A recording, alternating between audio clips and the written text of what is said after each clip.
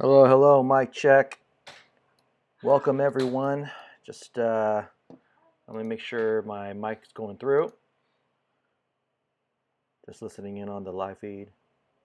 All right, it's going through. Welcome everyone. It is April 20th, Monday, and I am live today. Today is going to be a little bit of a shorter episode, which I'm sure most of you won't mind. But kind of got a late start today, and so gonna do a little bit of a shorter episode today.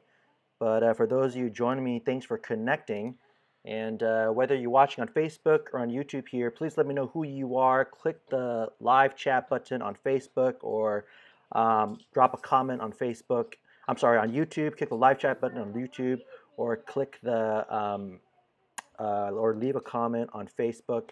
And then on Instagram over here, leave a comment for me. Let me know who you are. We'd love to connect with you just to make sure everyone is doing well.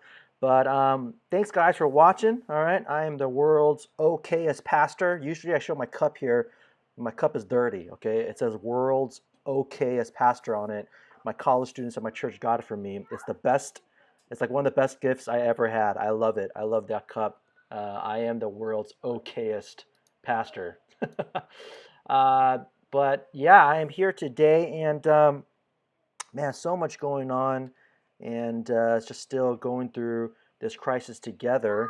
And for those of you joining me, whether you're on Facebook or on YouTube or on Instagram over here, again, I try to do this Monday through Friday, and I say try just because, as you guys know, the last couple of weeks, it's been really difficult for me. I haven't been really consistent, and whoa, what just happened to my computer? Oh, sorry guys. My computer literally just went to screensaver. Okay, I'm back. I haven't been doing it the last week, a couple of days, because it's been rough. It's been pretty rough for me, and a lot of people in my family and kids were sick and things like that. And so I try my best to do Monday through Friday, 12 p.m. This is an opportunity just to connect live with the pastor and chat and connect with me here. And I'm here today. I'm back today. Today we're talking about, as the title says, um, stepping up our faith. Stepping up our faith and doing that to connect to the love of God. Stepping up your faith if you're a believer in Christ, and doing that to find blessings, to maybe even receive blessings and love from God. Now, don't take that out of context. I'm not talking about the name it, claim it movement. I'm not talking about the prosperity gospel. I'm not talking about like if you have enough faith, you will be blessed from God with money or food or toilet paper, whatever, things like that. No, I'm not talking about that, okay? But what I am talking about here is this is kind of an application point to the question that everyone is asking, which is, where is God during this time? Why is God allowing COVID-19 to happen? Why is God allowing all the suffering and struggle to happen? I just did an interview with Pastor Stephen Chong, pastor at Revival Church in Irvine, California. I haven't posted that yet on my YouTube channel, but I'm still editing it. But look out for that soon. And he shared something in the interview that I wanted to kind of unpack more here. And so all credit goes to him. But he shared the story about him kind of stepping up in faith, stepping out and just kind of really doing something that required him to really trust more in God. And as he did that, he found so much satisfaction. He found just this blessing. That's what I mean by blessing. We're talking about a blessing, not like in money or in some material goods, but he found this blessing, this joy from the Lord as his faith was active. He actively expressed his faith. He actively lived out the truth of Scripture, and this is how he connected to the love of God. And when we ask that question, where is God right now? Why is God doing this? For those of you right now who are struggling because Maybe you are angry. Maybe you are um, angry with God. Maybe you are just so confused. And maybe for those of you who are not Christians, you're wondering, what kind of God is this? Why does he do this?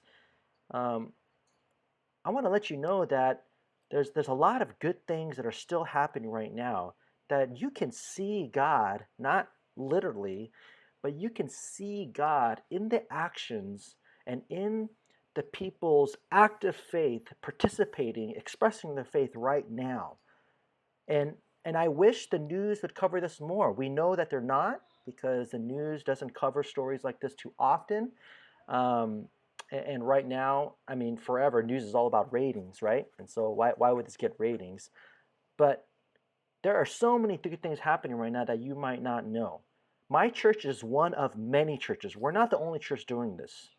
But my church, Saddleback Church, has a food bank every Tuesday, open every Tuesday, morning and night, giving out free food and supplies to people. We have people at our church gathering on Mondays to put together these bags of food and supplies.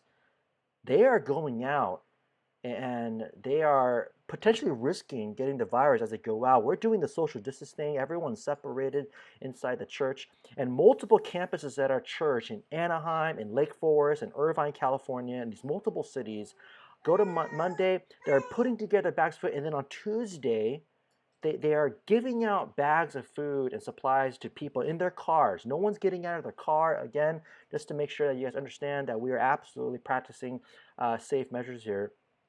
And when you hear that, I want to let you know this is where God is. God is actively displaying his love to people through the children of God.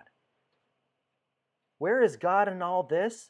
Our church and many churches are doing this. There's another church in LA, New Life Vision Church. They actually went around in their neighborhoods giving out bags. There was 5 masks and 2 bandanas in bags, just giving it out to people. All right?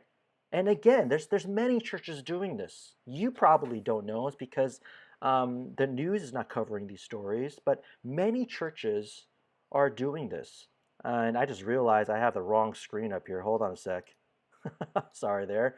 Let me transition out of that. It said Pastor Stephen Chung on the bottom, using the wrong lower thirds here. But this is where God is. And for those of you right now, you're trying to connect to God right now because maybe you're upset. You're trying to connect to God right now because you're confused. You're having a hard time connecting to God right now because you're scared, and you're asking that same question that many people are asking. Why is God allowing this to happen? If you're a believer, if you're a Christian, your faith must be activated right now the same way it was before this whole pandemic started. Our faith, although we are in lockdown, our faith cannot be in lockdown. Your faith, if you're a Christian, your faith cannot be at a stay-at-home shelter. It cannot be sheltered. No, it must be active and be participating just as much as it was before this pandemic, hopefully, maybe even more. Your faith must be actively participating and be actively expressing itself right now. Now, don't misinterpret what I'm saying. I'm not saying you have to go and get out there and start evangelizing on the corner. No, be wise, be safe, practice healthy and safe measures. Okay, that example that I gave you, where our church members are coming and putting bags of food together, is just one example. There's many ways you could be active in your faith.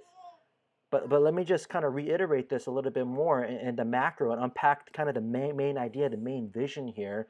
Every Christian, every single church, I know you guys are scrambling. Everyone's scrambling right now to do live stream services and trying to figure out how to do their church services online.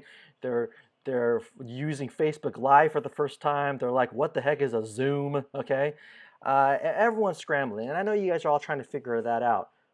But churches, please, believers, family of God, Christians, brothers and sisters in Christ, disciples of Christ, don't just focus on trying to get your church service online, but please make sure that you are also exhorting your churches and congregations to step up their faith, to step out of faith lockdown, to step out of faith isolation, and to be actively engaging their faith and expressing that right now. More people need to see the light of the world. More people need to see the light of Jesus through the children of God, through the church. More people need to see and read and hear about people's faith, not just on a Sunday, not just during an online weekend service. You guys, that is just one day of the week. That is just 1 or 2 hours during the week, but every day, every single day. For those of you who are more tech savvy and better than me at social media, multiple times during the day. On Instagram here, I'm on my Instagram, on Facebook here, on YouTube here. Some of you guys got Snap, LinkedIn, TikTok, Byte, whatever it is you're using, podcast. Actively express your faith, because more people need to see, hear, read about the light of the world, about the love of God.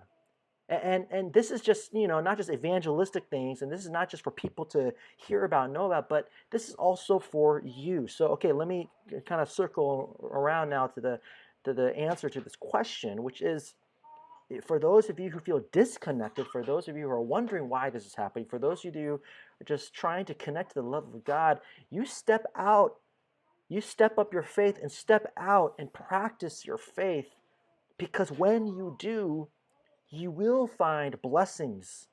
Again, not material blessings. I'm not talking about monetary blessings right now. I'm talking about like joy. I'm talking about like comfort. I'm talking about like peace. You will find the love of God, because when you spend more time with God, like expressing your faith, you will be more engaged with God. Therefore, you will be more closer to the love of God. And therefore, hopefully, you're going to feel or be connected, or be a little bit more confident in the love of God. But when your faith is in isolation, and when your faith is quarantined, and when your faith is in lockdown, when your faith is in stay-at-home shelter and sheltered, it makes perfect sense why you might be confused, or you might be more angry with God, or you might feel like God is not there, and you might feel like yourself personally you're disconnected with God because your faith is disconnected.